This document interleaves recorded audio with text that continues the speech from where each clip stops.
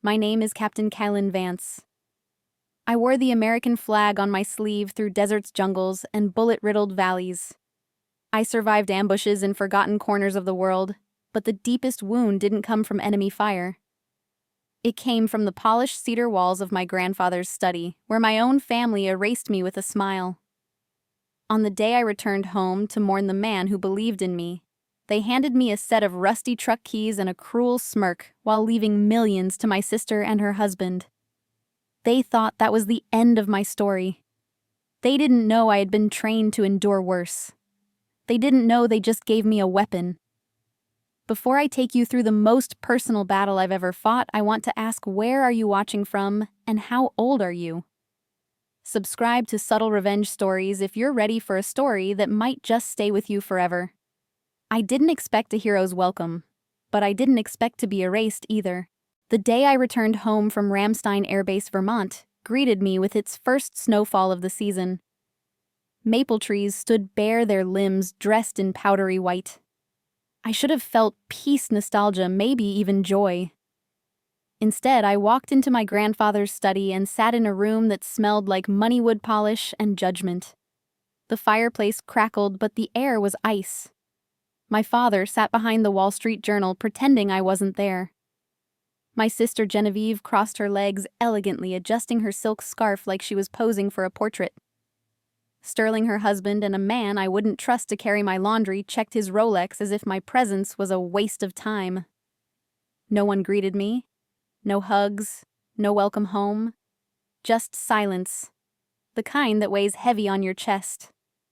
Arthur Finch, our longtime family attorney, cleared his throat and picked up the thick envelope labeled Last Will and Testament, General Frederick Vance. The room didn't flinch. No one so much as blinked. But I noticed Arthur's hands trembling. He began reading in that slow legal tone designed to make emotion disappear. The estate, every inch of it, was left to Genevieve. The lake house in Maine, where I learned to bait hooks and light fires with my grandfather's old Zippo, went to her as well. The stocks, the trust, the shares of Vance Holdings, all to Sterling Monroe. When Arthur read his name aloud, Sterling let out a small cough, triumphant, smug, meant to sting. I stared straight ahead. I didn't react. Years of military training taught me how to keep still under pressure. My mother, Eleanor, sat with hands clenched so tightly, I thought her knuckles might crack. She didn't look at me either. I was surrounded by people who once shared my last name, but there was nothing familial in the air. Arthur's voice hesitated. That's when I felt it, a shift. A crack in the well-oiled machine. For Captain Kalin Vance, he said, swallowing hard, General Vance bequeaths his 1982 Dodge Ram pickup truck currently stored in the barn. The silence was deafening. Sterling didn't wait.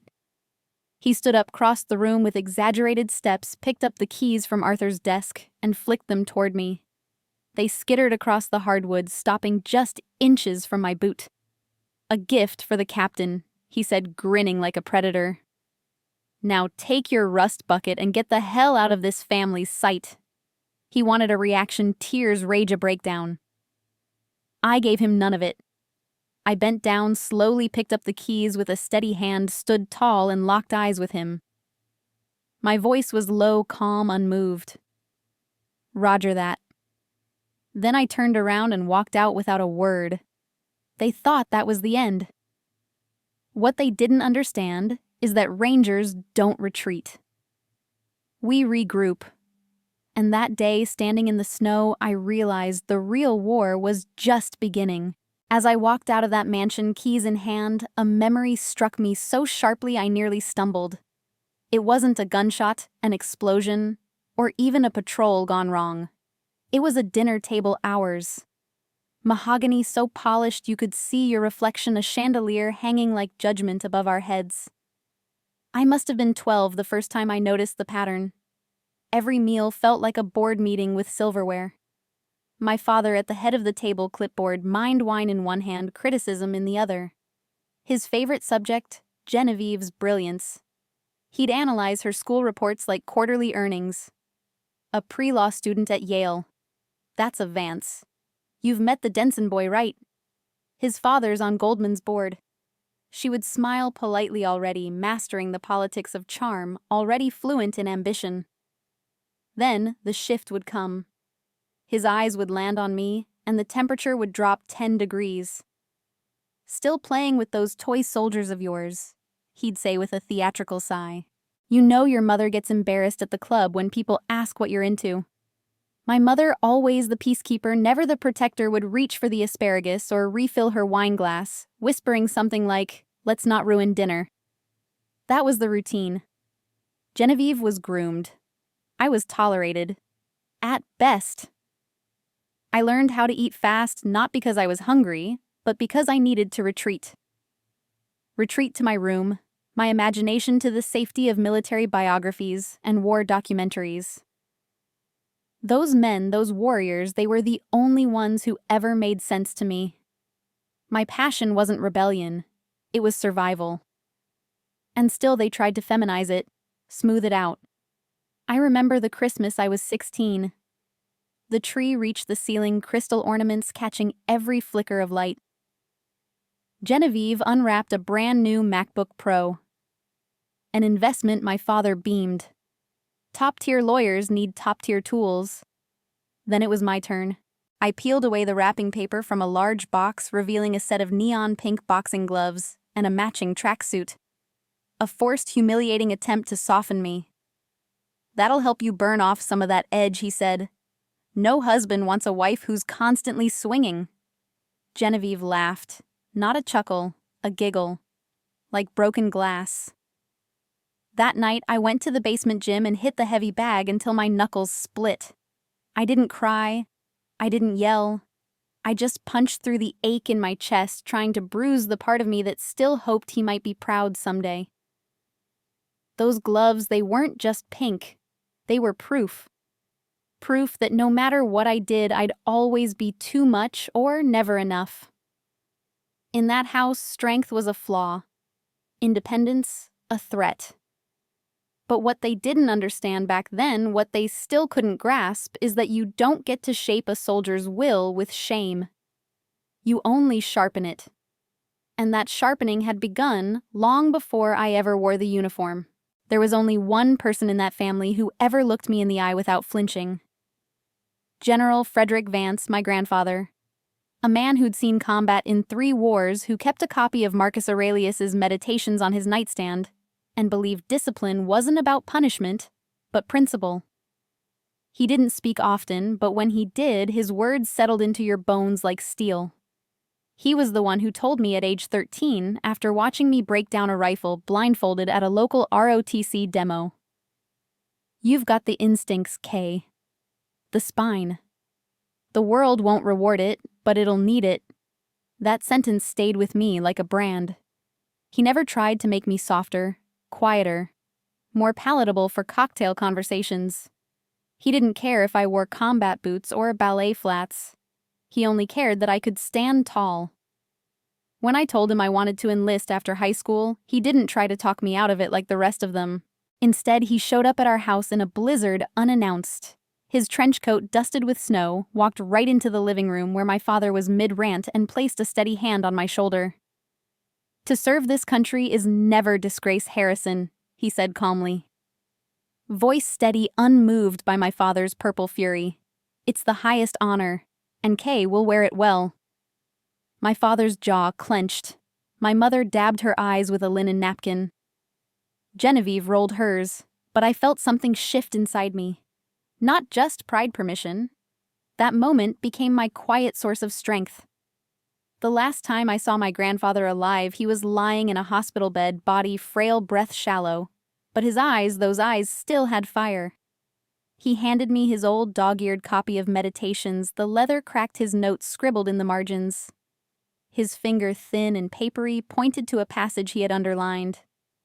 The best revenge is to be unlike him who performed the injury. Then he looked up at me and whispered, "They'll never understand you, Kay. Don't waste your energy trying to make them. Your honor, that's a fortress they can't breach. Promise me." I did. And that promise became my silent creed, my compass, the thing I clung to in every brutal moment that followed. That's why when Arthur read out loud that the only thing my grandfather left me was a rusty truck, I didn't believe it. It didn't fit. Not with the man I knew. He wasn't sentimental, but he wasn't cruel. And he never left things unfinished. So when I slid into the cracked vinyl seat of that Dodge Ram, inhaled the scent of engine oil cedar and faint cigar smoke, I didn't feel insulted. I felt guided. That old truck wasn't a dismissal.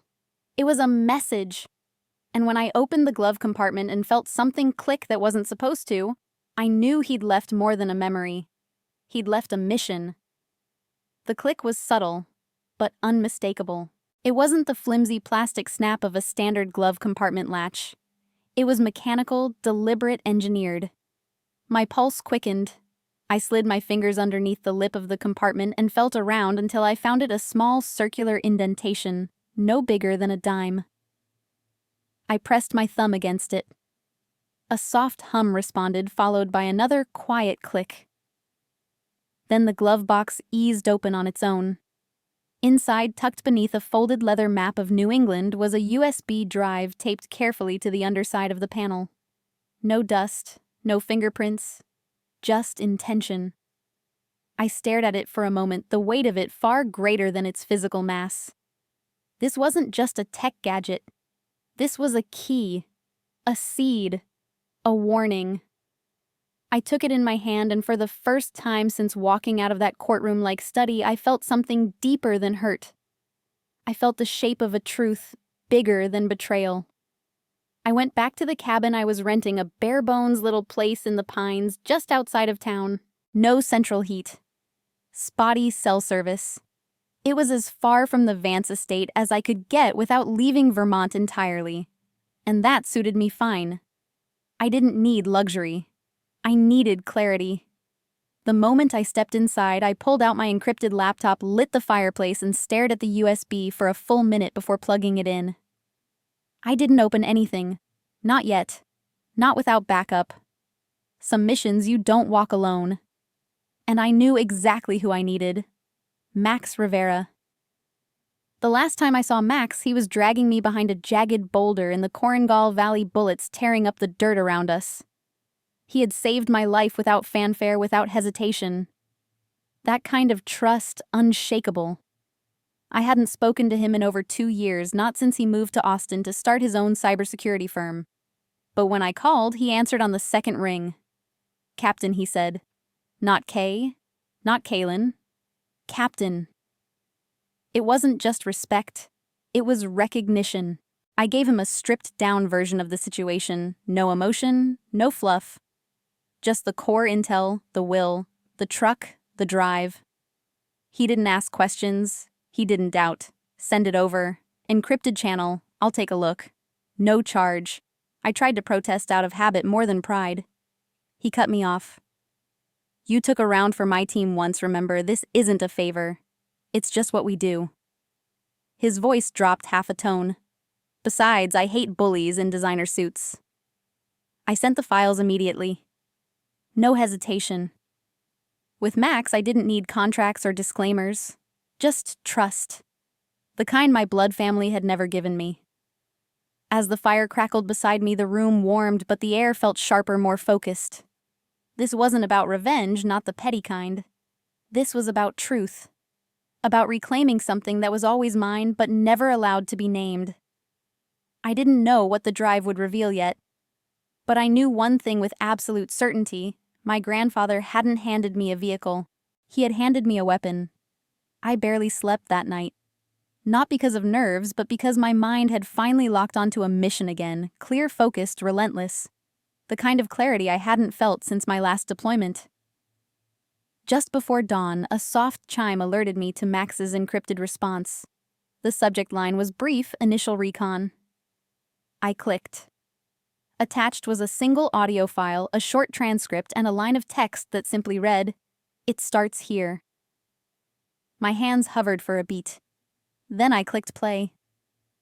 My grandfather's voice came through the speakers, hoarse from illness, but unmistakable, clipped with the calm authority of a man who'd commanded battalions. "This is not what I agreed to," he said. "I will not change it now." Then static. Silence. The file ended as abruptly as it began. But that was enough. Enough to know he hadn't voluntarily altered the will. Enough to know someone had pressured him. The metadata attached to the file confirmed what I feared. The recording was dated just 3 days before his death. Max's accompanying notes were brutal in their precision. The USB drive had been cleaned, partially overwritten, an amateur attempt to scrub data. But fragments remained. He'd already begun tracing patterns, finding links. One of those patterns led directly to a shell company, Cypress Holdings. Its registration was murky, buried beneath layers of cutouts. But Max had managed to punch through. The ownership trail, though deliberately obscured, pointed to one of Genevieve's boutique legal consulting firms. That wasn't coincidence. That was conspiracy. And if Genevieve had gone that far to cover her tracks, there was more. Much more. I leaned back in my chair, heart pounding, not with fear, but with resolve. My grandfather hadn't left me behind. He had left me breadcrumbs, clues, traps for the people who betrayed him. And now I wasn't just a disinherited daughter. I was an operator on a mission, one with intel, a trusted ally, and a clear enemy. But even then, I knew I couldn't outlawyer Genevieve in a courtroom she helped design. If I was going to dismantle their fortress, I needed something stronger than suspicion and a voice recording. I needed the truth, cold, hard, undeniable. I needed to hit them where they'd never expect it, their arrogance, their carelessness, their belief that no one was watching. I stepped outside into the cold morning air, the pines surrounding the cabin standing like sentinels. My breath fogged in the dawn light. I stood beside the old Dodge, its frame still dusted with snow, and ran my hand along the hood. "You knew they'd come for everything, didn't you?" I whispered to the truck like it could hear me. "So you hid the truth right under their noses." I climbed in, turned the ignition, and listened to the engine rumble to life, a deep, steady growl. This wasn't just about inheritance anymore. This was about restoring the name of the only man who'd ever truly seen me. This was about turning the silence they forced on me into a battle cry. And I wasn't just preparing for a fight. I was already in it. It started with a knock, barely audible, almost shy. I hadn't told anyone where I was staying, so when I heard it, a ripple of alertness ran through my body like muscle memory. I moved to the door, quietly, didn't flip the porch light on. I looked through the peephole and felt something in my chest go still. Genevieve. She stood on the porch wrapped in a cream-colored cashmere coat, clutching a bottle of Cabernet like it was a peace offering. Her makeup was flawless, her posture relaxed, but her eyes, they were scanning. Not soft, not sorrowful, calculating. I opened the door just wide enough to lean into the frame. "Kay," she breathed with faux relief. "I was just in the area. Thought I'd check on you." I said nothing. Just waited. She glanced past my shoulder into the dim Spartan interior.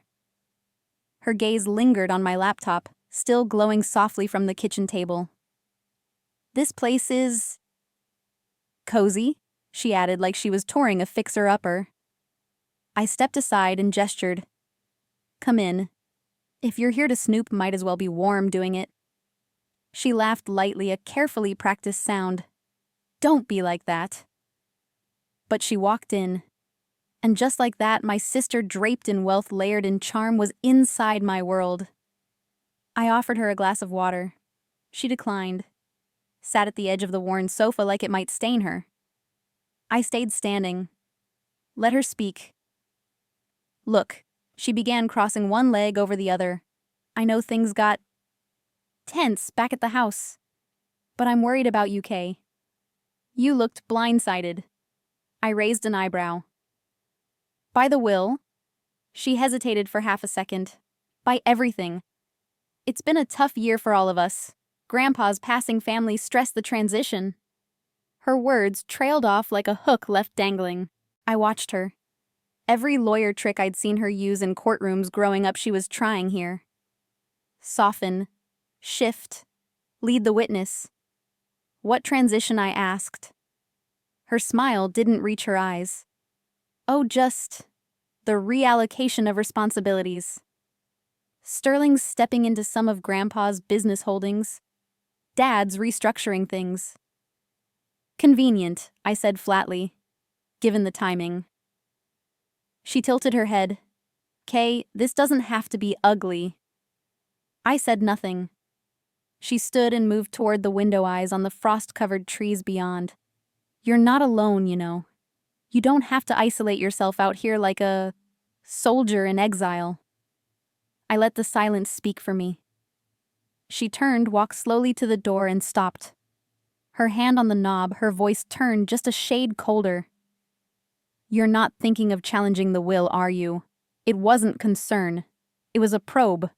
A warning. I looked her dead in the eye. Thanks for stopping by, Genevieve. She lingered for a beat, then left. No hug. No goodbye. Just the faint click of the door behind her. The moment it shut, I locked it. Her visit hadn't rattled me. It had confirmed everything. That wasn't a family member checking in. That was reconnaissance. And if Genevieve was scouting, then I'd just become a threat. Which meant I was finally getting close. I didn't sleep that night either, but not because I was restless. No, this time it was strategy. I'd seen that look in Genevieve's eyes before, usually when she was cross-examining someone she was about to shred in court. Her charm had limits, and when it didn't work, she'd switch tactics. Pressure, manipulation, intimidation. I knew the phases well because I'd spent my childhood on the receiving end. But this time, I wasn't 12. I was 33, trained to assess threats, read terrain, and act without hesitation. And the terrain was shifting. The next morning, her email arrived. Subject line dinner. Just the family. The location a sleek restaurant in Burlington where the cheapest entree was half a paycheck. The subtext, A performance. I accepted immediately. Not because I was interested in reconciliation, but because no soldier ever turns down an opportunity to gather intelligence behind enemy lines. The restaurant was everything I expected. Dim lighting, expensive minimalism waitstaff that glided instead of walked. My father sat at the head of the table, just like old times. Sterling beside him looking like a finance bro straight out of Central Casting. Genevieve sat opposite me, her wine already half finished. They were relaxed. Too relaxed. They weren't worried. Yet, I let them speak. Let them spin their tales about upcoming mergers, Aspen ski trips connections I was supposed to be impressed by. They painted their version of reality, a glittering empire built on polish and money and exclusion. Then right on cue, Genevieve pivoted. You know, she said, her voice buttery. Grandpa really leaned on me during those final weeks. I was by his side the whole time, holding his hand, reading to him. I felt my grip tighten around the fork. That was a lie, a blatant clinical lie. According to the medical records Max had pulled, our grandfather had been heavily sedated for most of his final days, barely responsive, much less capable of deep conversation. She hadn't been comforting him. She'd been laying the groundwork, manipulating his final days like a chess match. But I didn't challenge it. Not yet. I let her monologue hang in the air like perfume sprayed to cover something rotting. Then Sterling leaned in, his smirk already curling.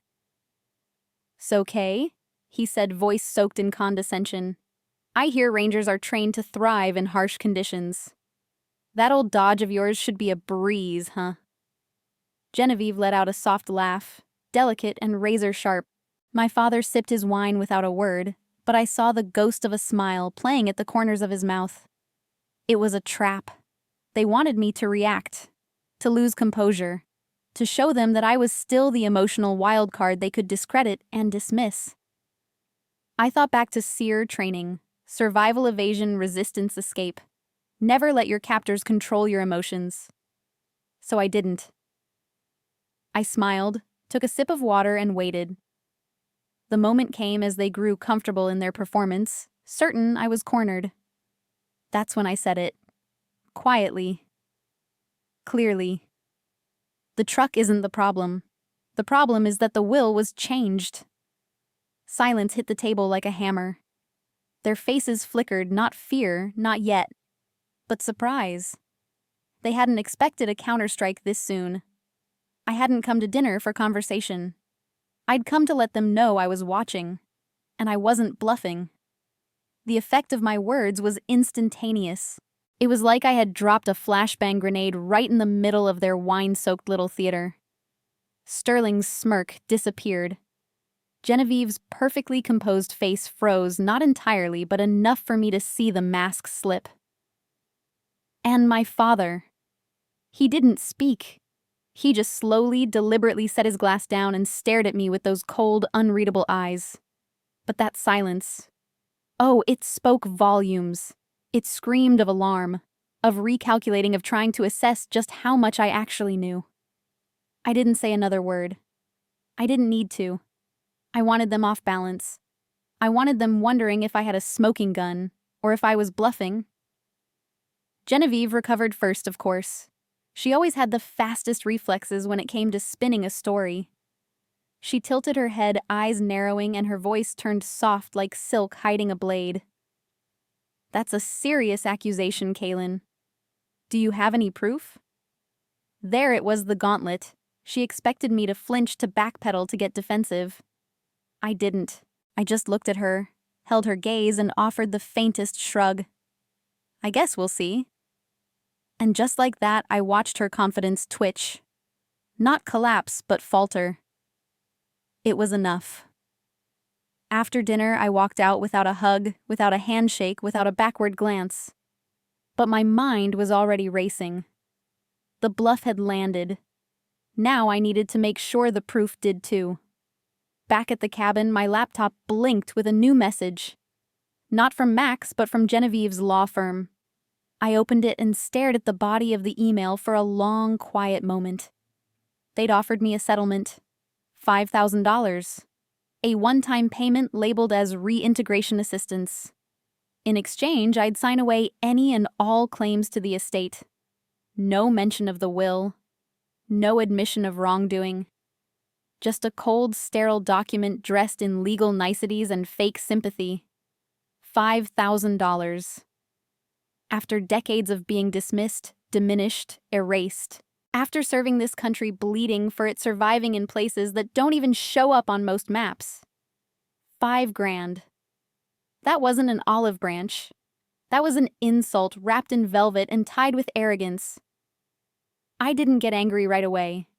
At first, I just sat there rereading the message, letting the absurdity of it all wash over me.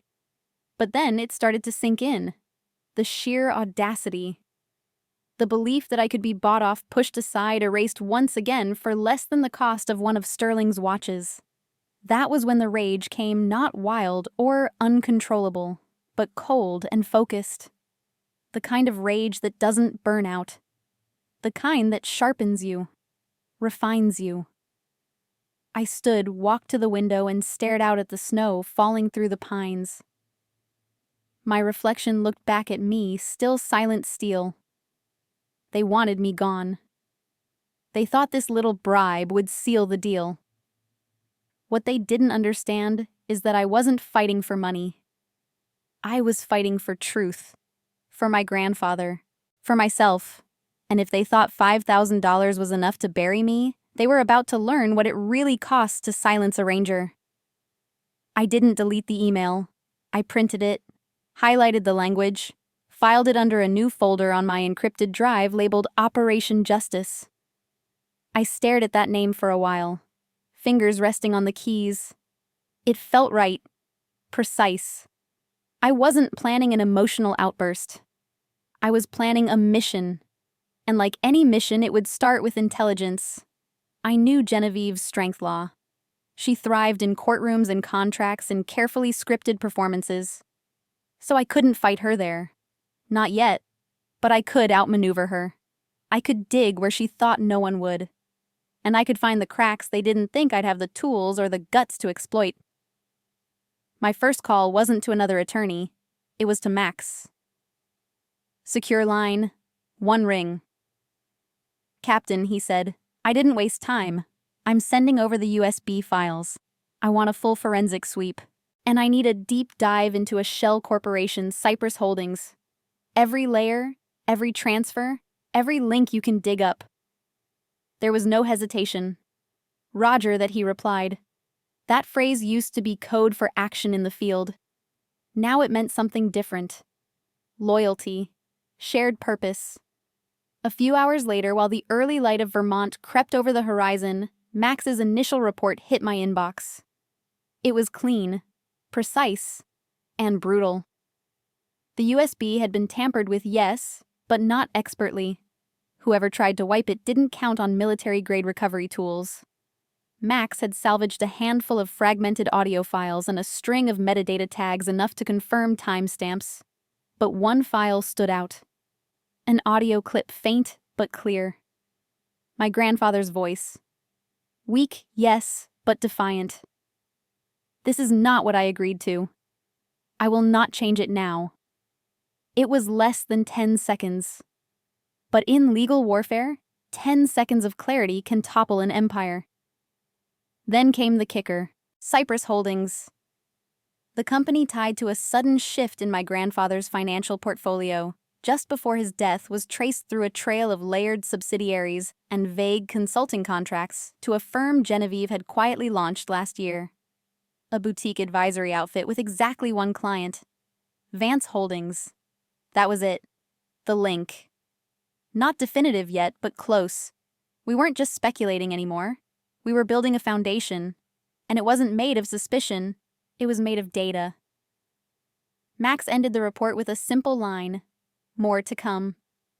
But this is enough to make them sweat. I sat back, laptop glowing in the cold cabin. I hadn't felt adrenaline like that in months. This wasn't about revenge in the way movies sell it. This was about pulling the thread until the whole facade unraveled. And now I had my first weapon fear.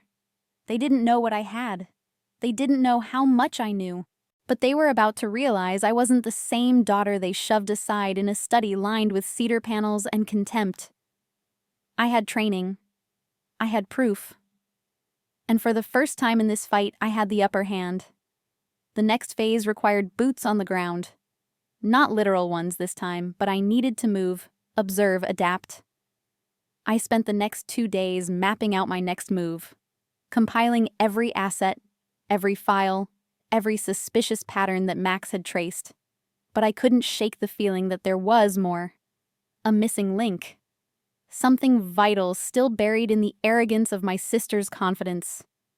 And then it hit me, her iPad. At dinner, I'd noticed how tightly she kept it at her side even when Sterling was yammering about ski lodges and private jets. She never left it on the table, never looked away from it for more than a second. In the field, that kind of behavior always meant one of two things. It's a weapon, or it's intelligence. And in Genevieve's case, it might have been both. That meant I had to retrieve it. Not by asking, by extracting. The Vance estate had always been secure, but only in theory. Their alarm system was built for magazine spreads, not actual threats. I knew the layout, the sensor blind spots, the weaknesses. I'd memorized them years ago when escape used to be more about survival than strategy. I waited until the weather turned. A minor snowstorm rolled in overnight, just enough to blanket the ground and muffle sound. I slipped out of the cabin just before midnight, dressed in black, nothing flashy, nothing that caught moonlight. Muscle memory kicked in. I moved like I had back in Kandahar, measured steps, steady breath, every sense sharp. When I reached the estate, the silence was so absolute it felt like another layer of snow. The security system blinked lazily. I bypassed it in under 30 seconds. Their front gate hadn't been upgraded in years. I moved through the shadows of the foyer, bypassing the motion sensors with ease. The study was just as I remembered, over-decorated, smug, stale. And there it was. On the desk, charging, glowing, Genevieve's iPad. No biometrics, just a passcode. I smiled. She was predictable, always had been. I took a guess. The birthday of the Denson boy, the Goldman Sachs heir she'd been trying to cozy up to for months. 4 digits. Enter. Unlocked. I plugged in my encrypted drive and initiated a data clone. 10 minutes. Longest 10 minutes of my life. Every second I expected a creak, a cough, a light to flick on upstairs. But the house remained still. Arrogance makes people sloppy, and Genevieve had never imagined someone in this family would turn tactics against her. The clone finished. I wiped the access log, replugged the charger, and slipped out the way I came in. No footprints, no traces. Back at the cabin, I transferred the data to my secure system and messaged Max. Package retrieved. Standing by for extraction. My pulse had finally settled, but something deeper had shifted. I didn't just have suspicion anymore. I had entry. Access. Their walls were no longer impenetrable. And when we found what I knew, we would emails, drafts, recordings. I wouldn't just be a soldier coming home. I'd be the reckoning they never saw coming. The adrenaline hadn't worn off by morning. It buzzed beneath my skin like static sharpening every sense. I brewed a pot of black coffee but didn't touch it. My focus was locked on the cloned data sitting on the drive, waiting for Max to run his deep scan. I didn't have to wait long.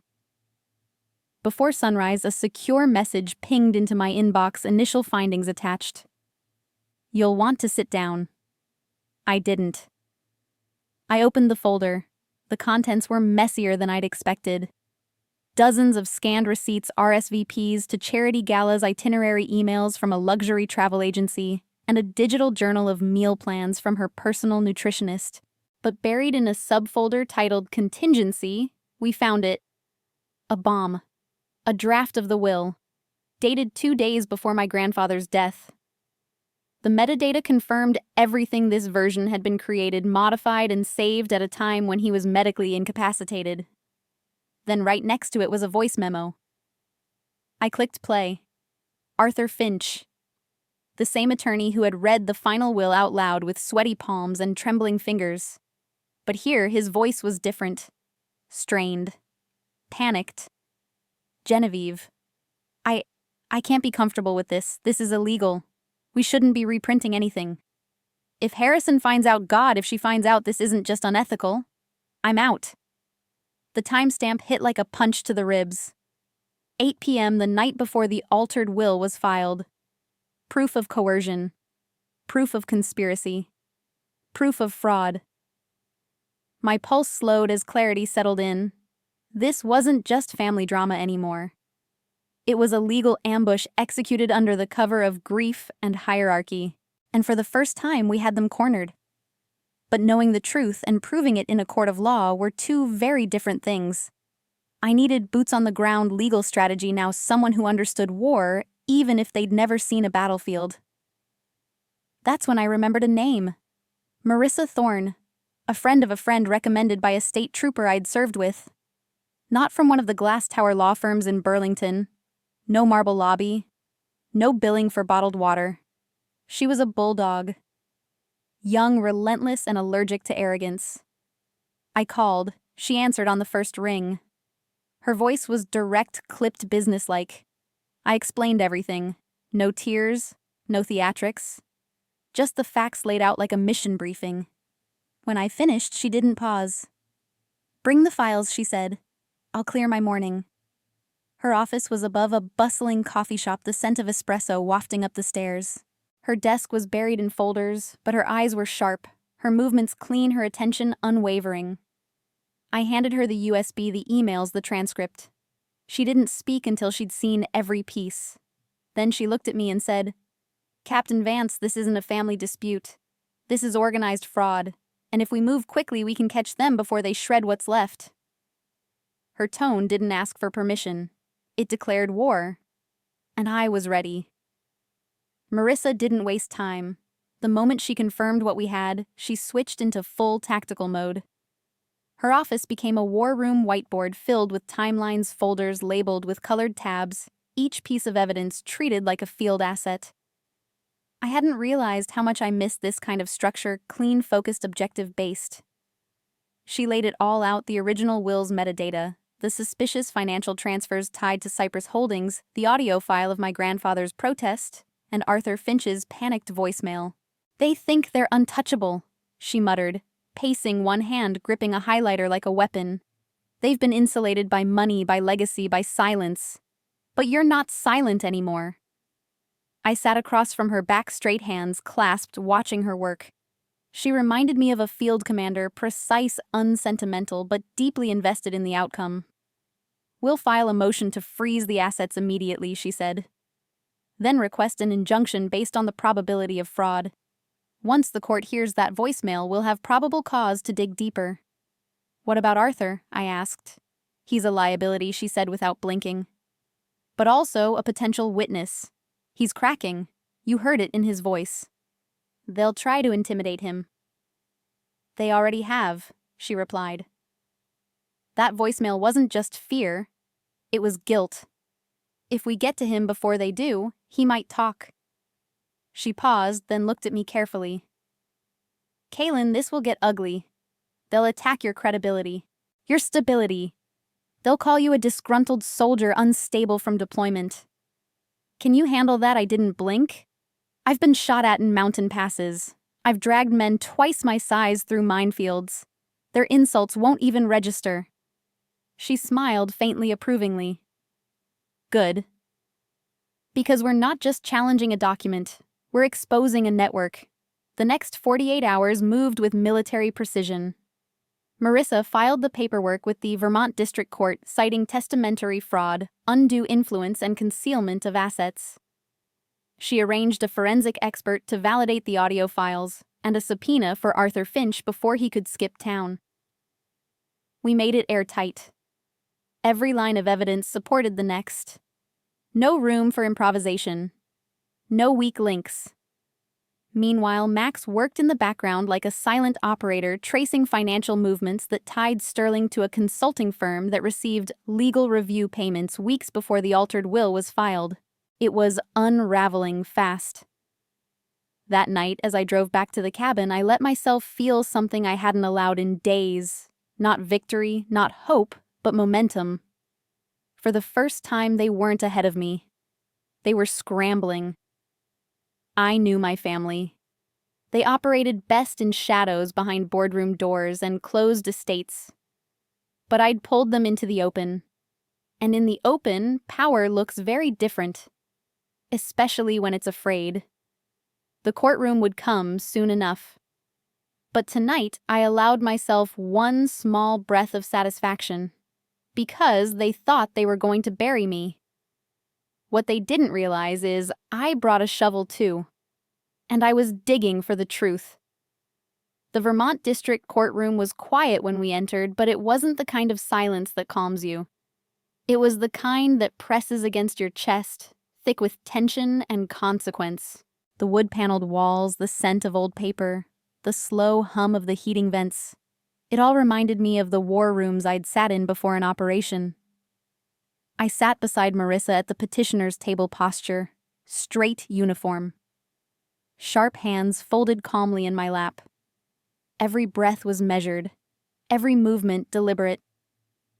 Across the aisle, my family looked like they were attending a shareholders' meeting, not a legal reckoning.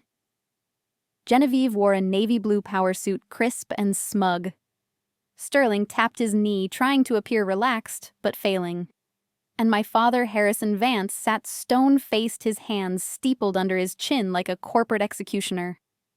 No warmth, no acknowledgement, not even a flicker of humanity. I wasn't surprised. Their attorney, Preston Hayes, was a silver-haired legend in litigation circles. He looked like the kind of man who ordered scotch by the case and had never lost a case involving family money. He opened with confidence. "Your Honor," he said smoothly. "This is a deeply unfortunate dispute, driven by grief, confusion, and regrettably lingering resentment. Captain Vance, though admirable in her service, has misunderstood the legal and emotional circumstances surrounding her grandfather's final wishes." I didn't flinch. I'd heard far worse from enemies with guns. Hayes used phrases like post-combat instability, military alienation, and perceived injustice. He painted me as a troubled veteran, emotionally volatile, grasping for attention through litigation. It was surgical, clean, rehearsed. He was dismantling my credibility with a scalpel. Then it was Marissa's turn. And she didn't use a scalpel. She used a hammer. "Your Honor," she said clearly, "we are not here to speculate on my client's mental health. We are here to present facts. Verifiable, time-stamped, and aligned facts. And the first fact is this: the will submitted to probate is a fraudulent document." Hayes leapt to his feet, objecting immediately. Inflammatory and unsubstantiated. Not for long, Marissa replied, calm as ever. She clicked her laptop. The courtroom's screen flickered, then filled with the wavering but unmistakable voice of my grandfather. "This is not what I agreed to. I will not change it now." The reaction was immediate. A sharp intake of breath from the gallery. A flicker of panic in Genevieve's eyes before she crushed it with practiced calm. Hayes stood again. "We have no context for this clip." "Then allow me to provide some," Marissa said, and played the second file. Arthur Finch's voice ragged and terrified. "Genevieve, I can't be comfortable with this. This is illegal. If Harrison finds out, I'm out." Silence followed. Not awkward, but loaded. Every face in the courtroom turned to my family. Genevieve sat motionless, her jaw clenched. Sterling looked pale. And my father. For the first time, I saw something crack. It wasn't guilt. It was fear. I had been trained to read faces under pressure. And what I saw wasn't control. It was collapse beginning. We had drawn first blood. And it was far from over. Marissa didn't give them time to regroup. Before Hayes could object again, she moved forward like a tactical strike. "Your Honor, Exhibit C," she announced, her voice steady, unwavering. The screen lit up again, this time with a document metadata page, clean, time-stamped, undeniable. "This," she said, pointing to the bold date, "and time is the version of the will recovered from Genevieve Monroe's personal iPad. Created 2 days before General Frederick Vance passed while under documented heavy sedation." Hayes stood again, blustering. "This is conjecture. We don't know who edited that document. We don't know under what conditions." "We do," Marissa cut in. "Because Exhibit D," she clicked again, "shows direct financial transfers from a Vance family trust into a shell company, Cypress Holdings, registered under a consulting firm owned by Genevieve Monroe. These payments correspond precisely to the timeline of the will's last modification." The courtroom murmured. Not loud, but enough. I watched Sterling's hand tremble slightly as he reached for a glass of water. Genevieve was stone, but her knuckles were white against the table's polished edge. My father remained still, but I noticed the tick in his jaw. A small pulse twitching in rhythm with the collapse of their control. Marissa wasn't finished. "Exhibit E," she said quietly, "is the email sent to my client offering a one-time reintegration assistance payment of $5,000 in exchange for a full waiver of any future legal claims." She turned, letting the words hang in the courtroom like smoke. This wasn't an offer of peace. It was an attempt to buy silence, to reduce my client's service, her loyalty to her grandfather, her inheritance, her identity into a rounded-off dollar amount, insultingly close to petty cash. Judge Whitaker, a woman with decades of experience in estate litigation, didn't move. But I saw her fingers pause at the edge of her glasses. A signal. She had heard enough. Hayes finally stood again, slower this time, his voice losing its polished sheen. "Your Honor, this is a complicated family matter being twisted into a criminal conspiracy. We believe this is a misinterpretation of events driven by grief and emotional instability. This is not a courtroom for revenge." "No," Marissa said, eyes locked on him. "It's a courtroom for justice." Judge Whitaker took off her glasses, folded them neatly, and set them on the bench. Then she looked directly at me. Not at Marissa. Not at Hayes. At me. I didn't blink. I didn't flinch. I stared back steady as I had been trained to be. Her voice was calm but cold. This court has heard sufficient and troubling evidence to suggest a high probability of undue influence, material misrepresentation, and what may constitute testamentary fraud. Therefore, I am ordering an immediate freeze of all assets connected to the estate of Frederick Vance pending a full investigation. She turned to my family. This court will not be used to launder deceit under the guise of legacy. Your games, she said, locking eyes with Genevieve, end here.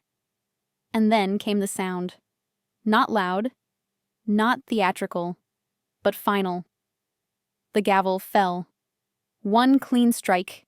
The sound of power shifting. It didn't feel like a victory, not right away. There was no applause, no swelling music, no cathartic release.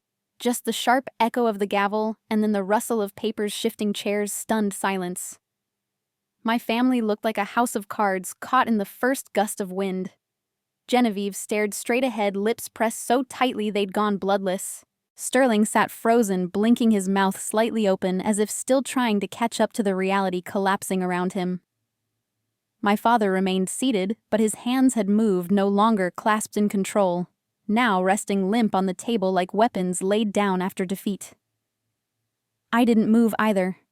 I just breathed. Slow. Controlled. I had been in firefights where the air was thicker, the silence louder. But this courtroom, this moment, carried a weight all its own. A reckoning that didn't need volume to be felt. Marissa leaned toward me slightly. "You did it," she whispered. But I shook my head. "No," I said quietly. "We just opened the door." Outside the courthouse, the cold January wind hit like a slap. Reporters had begun to gather. The local press had picked up the court freeze order and connected it to the Vance family name.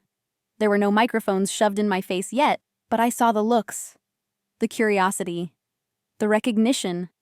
I didn't give them anything. I walked right past them, steady, silent, just like I had in uniform.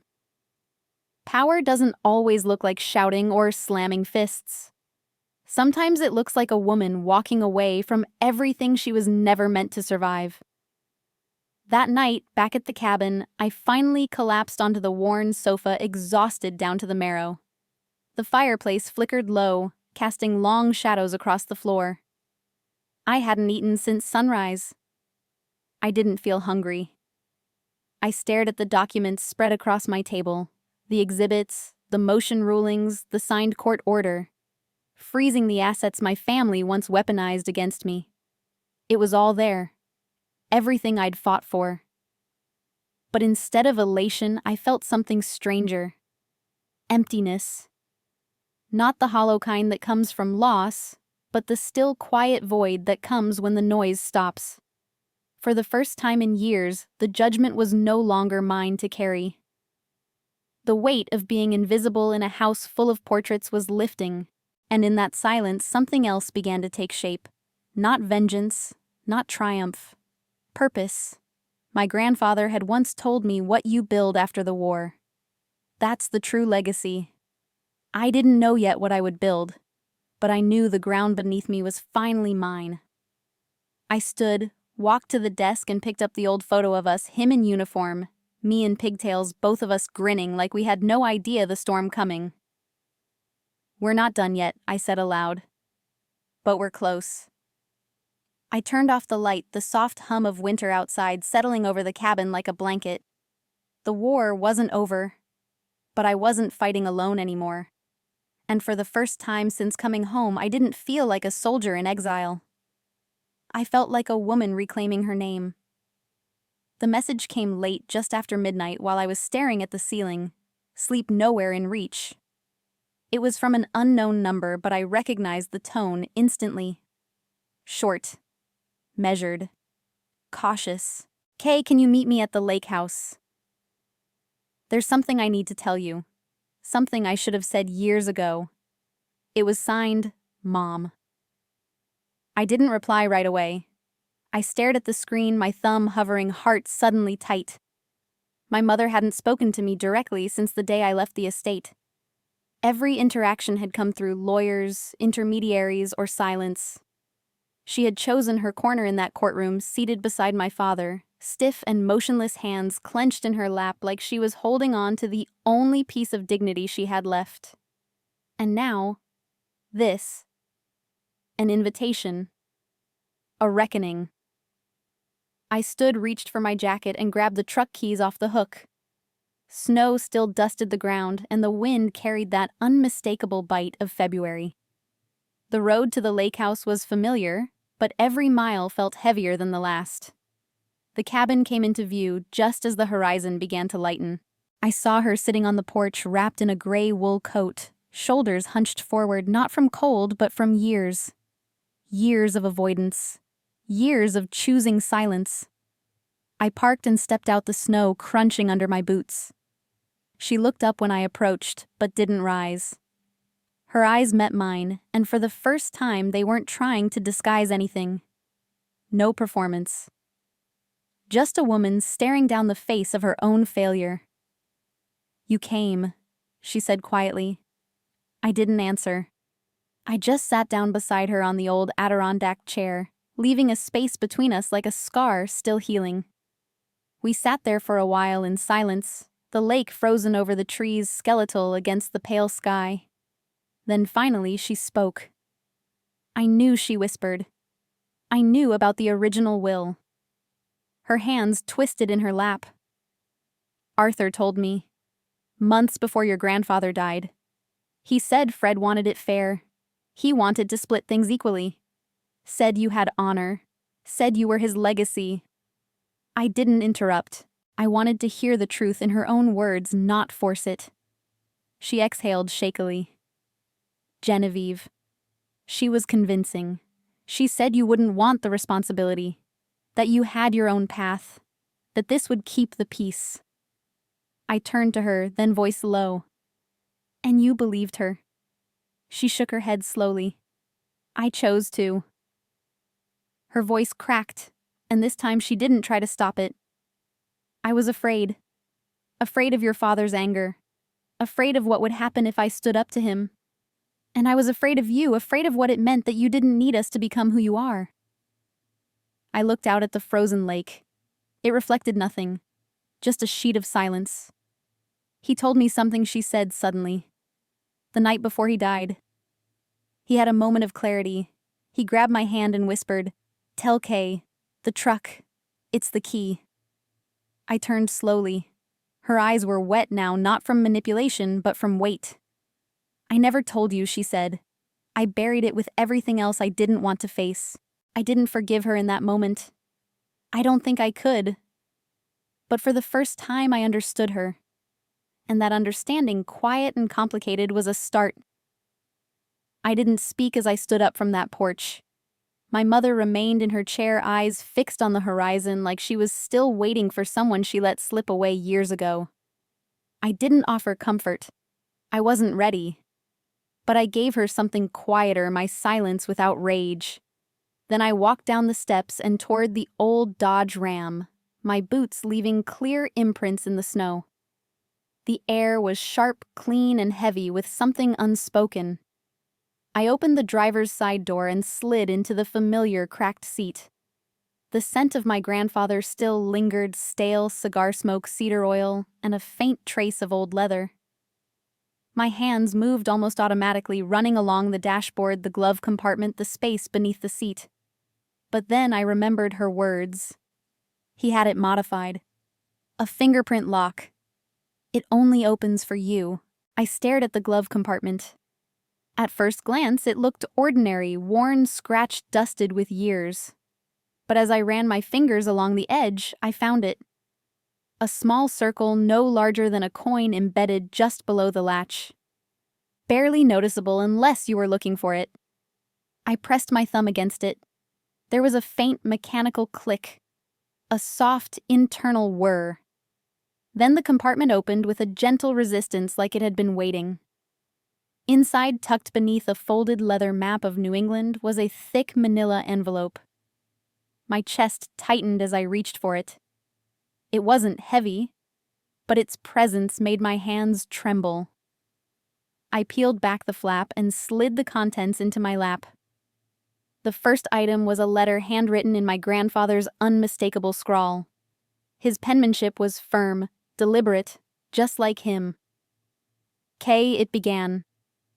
If you're reading this, then the house has fallen. I hoped it wouldn't come to this, but I've seen too much in life to trust comfort over contingency. I knew they would come for the money, the name, the control. That's what they've always valued. But you were never built for control. You were built for purpose, for truth. That's why this letter is for you and no one else. I swallowed, hard eyes burning, but I didn't stop. I couldn't protect you from them, not in life, not fully. But I could arm you. This truck, it was never a joke. It was the decoy. The distraction. The real gift is inside. Behind the letter I found it. A small passbook from a local Vermont bank. It looked aged, the edges yellowing, but the inside was pristine. My name was on it. And the date of the first deposit was the day I was born. Monthly deposits, consistent, quiet. An account I had never known existed. One they had always told me was lost in a bank merger years ago. But it wasn't lost. It had been hidden, protected, preserved. My throat tightened. I ran my fingers across the ink. It wasn't millions, but it was substantial, more than enough to build something, to begin again. And more than that, it was proof. Proof that I had mattered to someone who saw past duty, past gender, past inheritance. Someone who believed in me when everyone else only calculated what I was worth on paper. My grandfather hadn't just left me a truck. He left me the truth.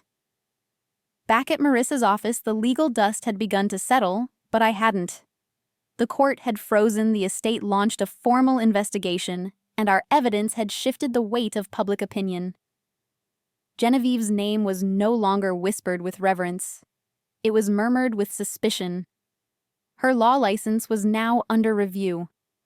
Sterling had gone radio silent, retreating into the hollow shell of luxury he once wielded like armor. My father, well, the empire he had spent decades sculpting from silence and intimidation, had cracks deep enough now that no public statement could seal them. But none of that gave me satisfaction. Not the kind I thought it would. I stood in Marissa's office staring at the official court documentation, reinstating the original will, one that named me as a legal heir to 1/3 of the estate, 1/3 of the land, 1/3 of the company, 1/3 of a legacy that had once belonged to everyone but me. Marissa handed me the papers with a firm nod. You won, Kay. You can rebuild now. Take what's yours. I looked at the signatures, the seals, the weight of it all in my hands. Then I looked up and said, I have one more document for you to draft. Her brow furrowed slightly. What kind of document? I took a breath, let the words settle before I spoke them. I want to transfer my entire share. Every asset, every title, every right. She blinked. You want to walk away? No, I said. I want to give it purpose. I handed her the old passbook, the savings account my grandfather had secretly built for me since birth. This is what matters. This was his way of saying, I saw you. Not the trucks, not the houses, not the boardroom chairs. Just this. Quiet belief. Marissa leaned back, absorbing the weight of what I was asking. What do you want to do with it? Create something he would have respected, I said. A scholarship. A fund for the children of disabled veterans and fallen soldiers. Call it the General Frederick Vance Honor Scholarship. She nodded slowly, her eyes softening. You're sure? Absolutely. For the first time in this entire battle, I felt something real settle inside me. Not the sharpness of revenge, but the calm of restoration. I didn't need to carry the Vance empire forward. I needed to carry the man who once stood beside me during a blizzard and called service the highest honor. I left the office that afternoon not as an heir, not as a victor, but as something more dangerous, free. The kind of free they never expected me to become. I had walked through their fire and didn't come out bitter. I came out clear. The war for my name was over.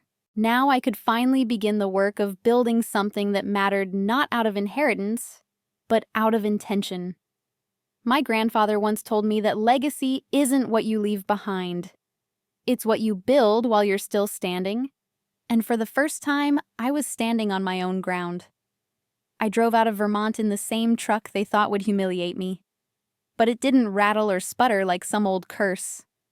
No, the engine purred with quiet strength, the kind that doesn't need to roar to be heard. The interior still smelled like him, like old leather cedar and the faint trace of gasoline and cigar smoke. But now it smelled less like memory and more like presence. I had the windows cracked, letting in the crisp air, letting it wrap around me like absolution. I didn't have a destination. Not really. The GPS was off. My phone was on silent. For the first time in years, no one was tracking me legally, emotionally, or strategically. I wasn't following orders or preparing defenses. I wasn't in uniform. I wasn't in exile. I was just me. Kay Vance. Not the forgotten daughter. Not the disgraced soldier. Not the problem. Just the woman who stood in front of giants and didn't flinch. I passed the lake house one last time on my way out of the state. My mother wasn't on the porch. I didn't expect her to be. That conversation had been all the closure either of us was capable of giving. No apologies, just admissions. Sometimes that's the most honest kind of forgiveness, one that doesn't ask to be returned, only understood. I did glance at the water, though. Still frozen, still quiet, still holding its secrets under layers of ice. Maybe some wounds weren't meant to melt. But I was done waiting for spring in a place that never really gave me warmth. By the time I reached the highway, the sun had begun its slow descent behind the mountains. Gold poured across the landscape like it was trying to wash everything clean. In the rearview mirror, Vermont shrank into memory, cold, dignified, bitter. Ahead of me, just open road. And for the first time in a long time, I wasn't chasing or fleeing. I was arriving. Wherever the hell I wanted. The money from the hidden account was untouched in my bag. I hadn't made a single purchase with it. Not yet. It wasn't a windfall. It was a foundation. And more than that, it was sacred. It wasn't meant to buy me peace. It was meant to fund purpose. The scholarship Marissa was drafting would be the first real thing to carry the Vance name that wasn't soaked in manipulation or legacy politics. It would carry honor, the way he did, the way I strive to. I glanced over at the passenger seat, half expecting to see him there, my grandfather. Silent, proud. Watching me drive the road he always hoped I'd find. But there was no ghost. Just wind and wheel and space. And that was enough. Because I wasn't haunted anymore. I wasn't carrying the weight of what they'd done to me. I was carrying what he'd given me: clarity, courage, and the quiet command to lead.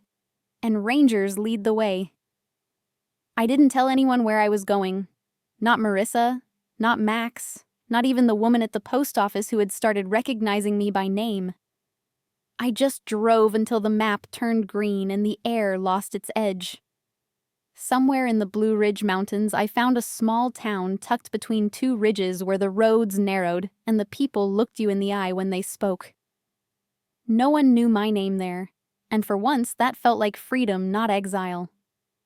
I rented a small cottage near a wooded trail close enough to hear the creek behind the house, but far enough to forget the world that once insisted on defining me. I spent the first few days doing nothing heroic. I drank coffee on the porch.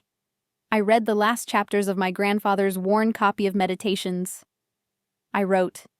Pages, not plans. Thoughts, not strategies. For the first time, I wasn't preparing for anything. I was simply being, but still every morning I ran.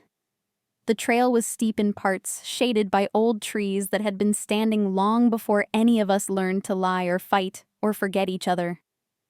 Running reminded me that my body was still mine, still strong, still capable of carrying weight, just not the kind I used to drag through courtrooms and memory.